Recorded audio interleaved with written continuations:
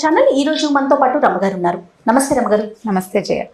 రమగారు, అంతః సౌందర్యం బాహ్య సౌందర్యం, పైపై మెరుగులు లోపల అందం, ఈ రెండు పదాలు జాగ్రత్తగా నేర్చుకున్నావా జయ?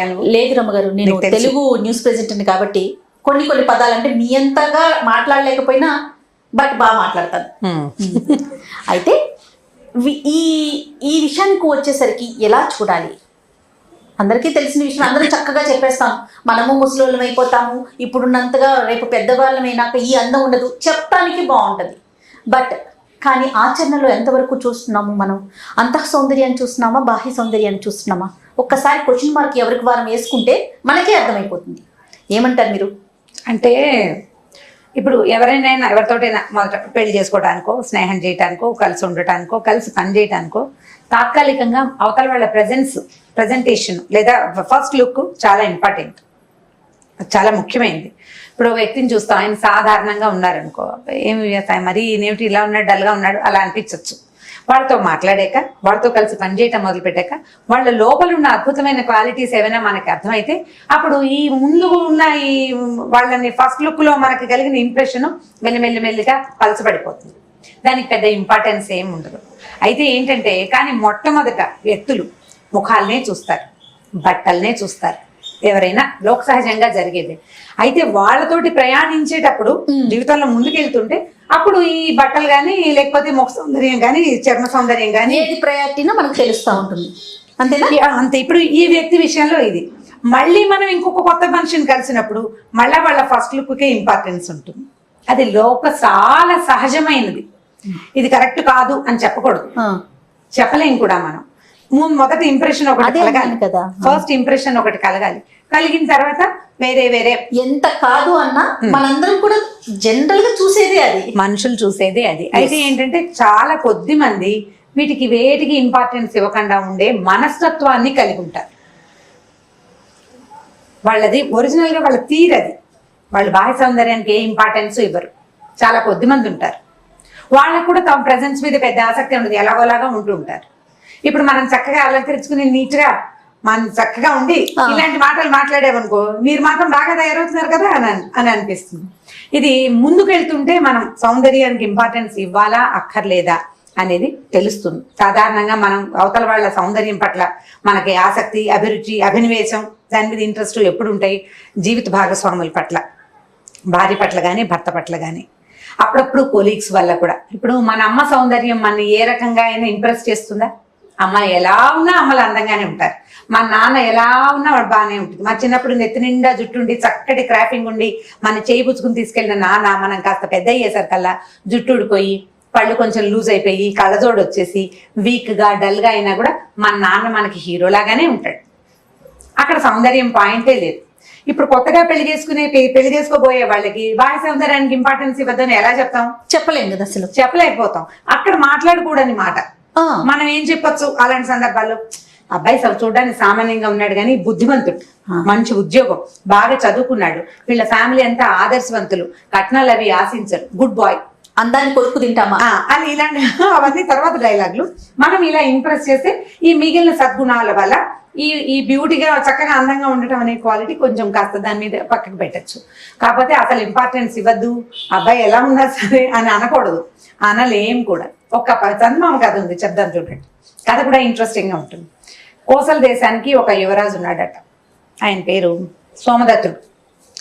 ఆయన అస్సలు బాగుండేవాడు కాదు, అందగాడు అంటారు కదా, పరమ సామాన్యం. చిన్న కురూపితనం కూడా ఉంది, నలుపు, చాలా డల్గా, అసలు ముక్కు మొహం బాగుండేవి కాదు. ఒక చిన్న కన్ను మెల్ల కూడా, కొద్దిగా చిన్న మెల్ల, బాగా పరకాయించి చూస్తే మెల్ల కూడా కనపడేది. కానీ ఆయనకి ఎంత అత్యద్భుతమైన కవిత్వమో చెప్తాడట అతను. పెయింటింగ్స్, బొమ్మలు గిమ్మలు బ్రహ్మాండంగా వేస్తాడు, బాగా చదువుకున్నాడు, మంచి యుద్ధ నైపుణ్యం ఉంది, సమస్తమైన విద్యలు ఉన్నాయి. వ్యక్తి మాత్రం సౌందర్యవంతుడు కాదు. రాజుగారు బాగానే ఉంటారు, ఆయనంత అనాకారి కాదు. మరి ఎలా ఇలా అయ్యిందో కానీ ఇతను చాలా సామాన్యంగా అనాకారిగా అనిపించేటట్టుగానే ఉండేవాడు. ఇతని స్నేహితులందరూ అతన్ని చాలా ప్రేమించేవాళ్ళు, ఎంతో ప్రీతిగా ఉండేవాళ్ళు. పెళ్లి సంబంధాలు చూశారు, పెద్దవాడు అయ్యేసరికి కల్లా అందరు పెళ్లి చేసుకొని నా కురూపిని నన్ను ఎవరు వరించి వలసి వస్తారు? ఎవరో ఒకళ్ళు నన్ను వరించాలి కదా, ఎవరు వరిస్తారు నన్ను అని అతను వివాహానికి సుముఖుడుగా ఉండేవాడు కాదు. స్నేహితులు అనేవాడు నీలాంటి ఉత్తమోత్తముడైన భర్త దొరకడానికి ఆడపిల్లలు బంగారు పూలతో పూజ చేసుకోవాలో, నువ్వు చాలా గొప్పవాడు అంటే గొప్ప. ఇంకోటో కన్యావరైతే రూపం అన్నారు.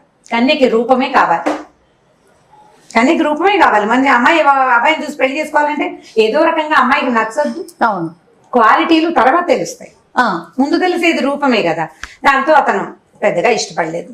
అయితే ఏం చేశాడు, ఎంతసేపు నాన్న అమ్మ పెళ్లి అనేవాళ్ళు, ఫ్రెండ్స్ అందరూ పెళ్లి అనేవాళ్ళు. అయితే ఈయనకి చాలా వస్తువులు చేయటాలు అవన్నీ వచ్చు కదా. అయితే ఈయన ఏం చేశాడంటే మట్టితోటి ఒక చక్కటి అందమైన రూపం ఉన్న అమ్మాయిని తయారు చేశాడు, బొమ్మని. ఇలా ఉన్న అమ్మాయి ఎవరన్నా దొరికితే చేసుకుంటానని చెప్పాడట.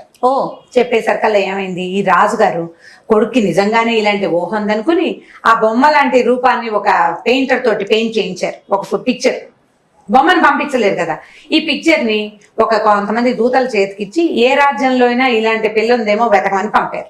సీరియస్ గా వెతికేశారు వాళ్ళు. ఈ వెతికేసరికల్లా వీళ్ళకి కొంచెం దూరంలో ఉన్న కౌశాంబి నగర రాజుగారికి 7 కుమార్తెలు ఉన్నారట. అందులో పెద్ద అమ్మాయి ప్రభావతి అచ్చు ఈ పిక్చర్ లో లాగానే ఉంటుంది. ఓకే, ఇతను మట్టితోటి చేశాడు కదా, బొమ్మ కొంచెం మట్టి రంగులో ఉంది. పెయింటర్ వేసినప్పుడు మట్టి రంగుతోటి వేయలే. రాజకుమారి సహజంగా ఏ బంగారపు రంగో ఉండొచ్చని చక్కగా పచ్చగా మెరుగులు దిద్ది అందమైన పిక్చరే వేశాడు. ముక్కు మొహం సేమే, రంగు మంచి బ్రైట్ కలర్. సరే ఈ ప్రభావతి అనేసరికల్లా వాళ్ళు ఏం చేశారు, ఈ ఫలానా రాజుగారి అమ్మాయి, కౌశాంబి నగరంలో ఉన్న రాజుగారి అమ్మాయి చక్కగా ఉంటుంది, చాలా బాగుందని రాజు చెప్పారు. చెప్పేసరికల్లా ఈయన నీవు కోరుకున్న అమ్మాయే ఫలానా చోట ఉంది, ఆ పిల్లని చేసుకోమని కొడుకుని ఒప్పించడానికి ట్రై చేశారు రాజుగారు.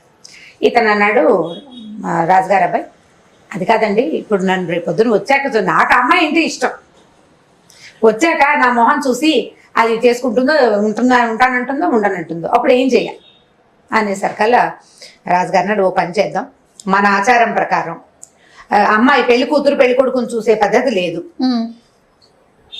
లేదు, కత్తికి బాస్కం కట్టించి పంపిస్తాం, కత్తికిచ్చి పిల్లని పెళ్లి చేస్తారు, ఇక్కడికి వస్తుంది, పగటి పూట నువ్వు కనపడద్దు, అసలు మీ అంతఃపురంలో దీపాలు లేకుండా చేస్తాను నేను అని చెప్పాడు. సరే ఒప్పుకున్నాడు. ఈయన కూడా తను చేసిన బొమ్మ లాంటి అమ్మాయి ఉందనేసరికి ఒక ఉత్సాహం కలిగింది. యువకుడు కదా పాపం, 26, 25 ఏళ్ళు ఉన్నాయి, ఆ సహజమే ఆ వయసుకి. సరే ఒప్పుకున్నాడు. ఒప్పుకున్నాక ఇతనికి 6-7 స్నేహితులు ఉన్నారు కదా, వాళ్ళందరూ సంతోషించారు. ఇతను ఊహలో ఉన్న లాంటి సేమ్గా ఉన్న అమ్మాయి దొరికినందుకు అందరూ బాగా ఉత్సాహపడ్డారు.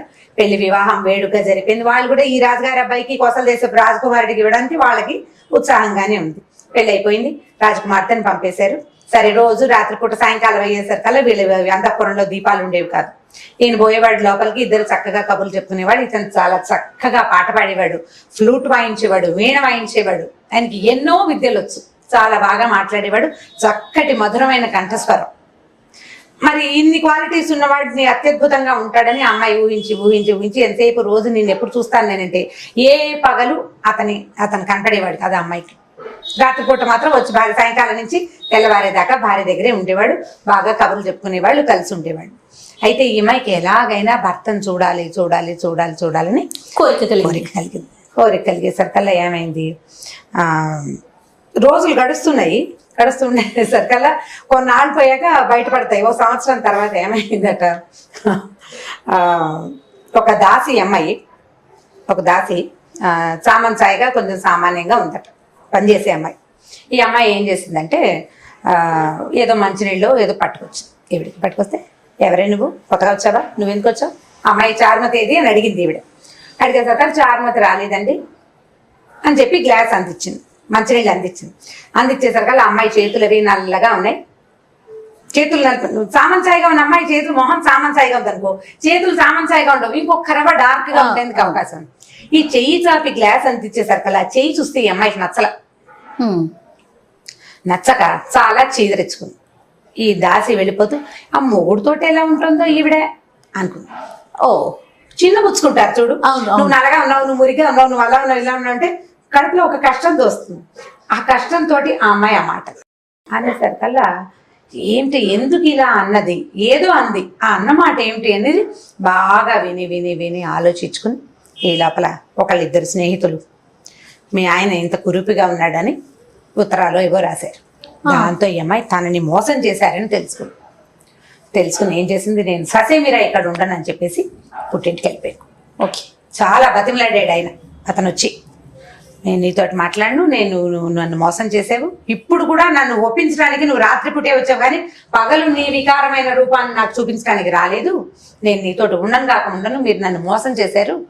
నువ్వు, మీ నాన్న, ఈ ప్రజలు అందరూ మోసం చేసినట్టే, ఈ కౌసల దేశపు ప్రజంతా నన్ను మోసం చేసింది అని చెప్పి అమ్మాయి కాస్త పుట్టింటికి వెళ్ళిపోయింది, బట్టలు సర్దుకుని వెళ్ళిపోయింది. ఇప్పుడు ఈ అమ్మాయిని వెనక్కి తెచ్చుకోవాలి. ఈయన ఏం చేస్తాడు, ఇక సరే ఆ ఊరు వెళ్ళాడు. ఆయన కూడా ఇక తండ్రికి ఏం చెప్పాడంటే, భార్యను తీసుకుని వచ్చాకే వస్తాను, అప్పటిదాకా నేను రానన్నాడు. వెళ్ళాడు ఆ ఊరు. వెళ్ళి ఏం చేశాడు, ఒక కుండలు చేసే వాళ్ళ ఇంట్లో ఉన్నాడట. రాజుగారు అల్లుడుగా వెళ్ళల, ఈ అమ్మాయి పెద్ద అమ్మాయి కదా, తర్వాత ఇంకా 6 ఆడపిల్లలు ఉన్నారు రాజుగారికి, ఇంకా అంతఃపురానికి వెళ్ళలేదు. ఇప్పుడు అమ్మాయి ఎగనెస్ట్ గా ఉంది, అక్కడికి వెళ్తే వాళ్ళు మర్యాద ఇస్తారో ఎవరో తెలియదు. అందుకని ఏం చేశాడు, ఒక కుండలు చేసే ఒక పేదరాజు పెద్దమ్మ ఇంట్లో బస చేశాడు. వాళ్ళ ఇంట్లో పక్కనే కుమారి ఆవ ఉంది.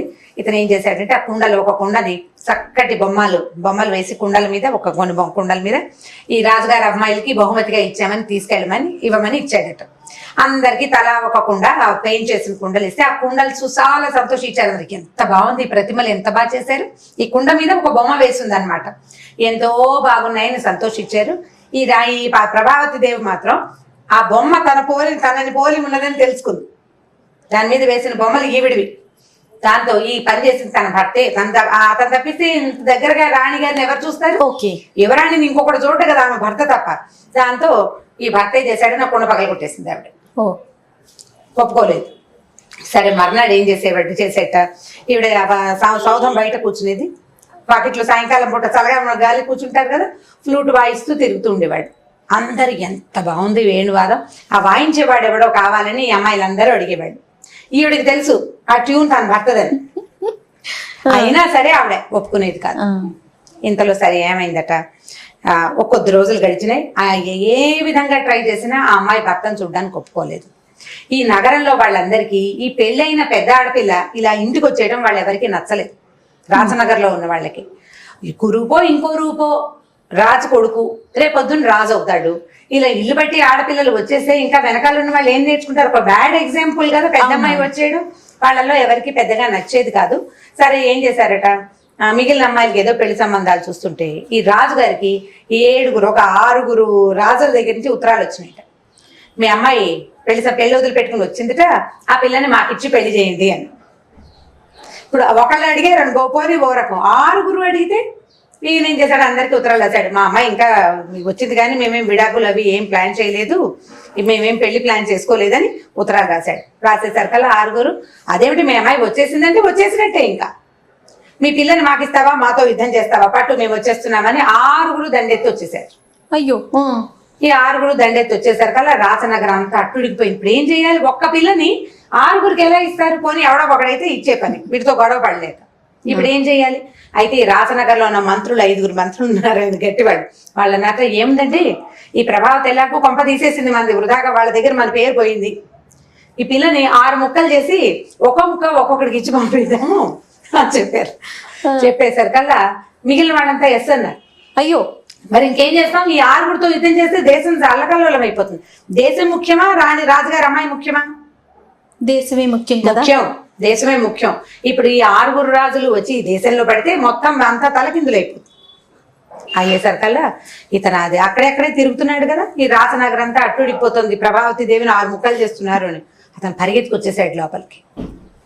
నేను ఒప్పుకోను, ఆ అమ్మాయికి ఇష్టమో కాదో కనుక్కోవాలి మొదటిది, ఆ అమ్మాయి భర్త ఒప్పుకోవాలి రెండోది, లేకపోతే మీరే కొట్లాడాలి, మా పిల్లలు మేము ఇలా చెయ్యము, మేము ఇవ్వం మీకని. ఇదేవి కాకుండా ముక్కలు చేయటం ఏమిటి అనే సరికల్, నువ్వెవడెవరా కుండలు చేసుకునేవాడు, మధ్యలోకి వచ్చి మాట్లాడదా, నేను కుండలు చేసుకునేవాడిని కాను. ఈ రాజుగారి పెద్దల్లుండి ఈ ప్రభావతి భర్త నేను, నా పెళ్ళాం కోసం ఎవడో వస్తే నేను ఎందుకు ఊరుకుంటాను, మీ మొత్తం ఉన్న జనాన్నంతా పంపించండి, నేను వీళ్ళ సంగతి చూస్తానని ఈ మొత్తం సైన్యాన్ని అంతా వేసుకుని వెళ్ళిపోయాడు అతను యుద్ధానికి. ఊరంతా చెప్పుకున్నాడు, వదిలేసి వచ్చిన పెళ్ళాం కోసం యుద్ధానికి వెళ్తున్నాడు, వీడెవడరా ఎంత గొప్పవాడని బాగా చెప్పుకున్నారట మంచిగా. మరి గొప్ప మాట కదా. ఆ అమ్మాయి ఏమో ఆయన అవమానించి వచ్చేసింది. ఇక్కడ ఎన్ని బహుమతులు పంపించినా నేలకేసి కొడుతుంది, పోట్లాడుతుంది, నేను నీతో రానంటుంది. అతను కురూపని ఈ రాజ్యం అంతా ప్రచారం చేసింది. అతను కురూపి, నేను అందుకే వదిలిపెట్టి వచ్చానని. అలాంటి భార్య కోసం ఒకడు ఈ యుద్ధానికి శాసిస్తున్నాడు, పైగా ఒకడు కాదు 6 రాజులతో. దాంతో ప్రజలంతా ఎంత గొప్ప దొరికాడు, అసలు రూపానికి ఏమి ఇంపార్టెన్స్? ఎంత అత్యద్భుతమైన వ్యక్తిత్వం ఇతను. భార్యని ఇంకొకటి అడగటం ఏమిటని లేచాడంటే ఎంత వీరాది వీరుడు అని బాగా చెప్పుకున్నారు. ఈ అమ్మాయి కూర్చొని ఏడవటం మొదలుపెట్టి, అయ్యో నా భర్త ఇప్పుడు దానికి వెళ్ళి ఏమైపోతాడు అని కచ్చ పట్టలేకపోయింది అనమాట అమ్మాయి. సరే, ముందంతా కోపం వచ్చింది, ఇప్పుడు దుఃఖంగా ఉంది. ఈయన యుద్ధానికి వెళ్ళేసరికి అలా వచ్చిన 6 ఇతని ఫ్రెండ్స్. వీళ్ళు ఎప్పుడైతే ఈ రాజకుమార్తె ఇతను వదిలిపెట్టి వచ్చేసిందో వాళ్ళు అవమానపడ్డారు. ఇంత గొప్ప వ్యక్తిత్వం ఉన్న వ్యక్తిని ఈ వదిలిపెట్టి వెళ్ళటం ఏంటి? వదిలిపెట్టి వెళ్తే వాళ్ళ అమ్మ నాన్న 2 లెంపకాయలు వాయించి పుట్టిన అత్తారింటి పంపకుండా ఆ అమ్మాయిని ఇంట్లో అట్ట పెట్టుకున్నారు అన్న కోపంతో వాళ్ళంతా దండయాత్రకు వచ్చారు. ఇతను వెళ్ళేసరికి వాళ్ళంతా, అదేంటి నీ భార్య నిన్ను ఒప్పుకుందా అంటే, ఒప్పుకున్నా ఒప్పుకోపోయినా నా భార్య నేను వదిలిపెట్టను. ఇలాంటి వ్యక్తిత్వం ఉన్నవాడిని ఎలా వదిలిపెట్టుకొచ్చింది ఆవిడని ఆశ్చర్యపోయారు. 6 రాజకుమారులు ఇతనితో పాటు వీళ్ళ మామగారింటికి వచ్చారు.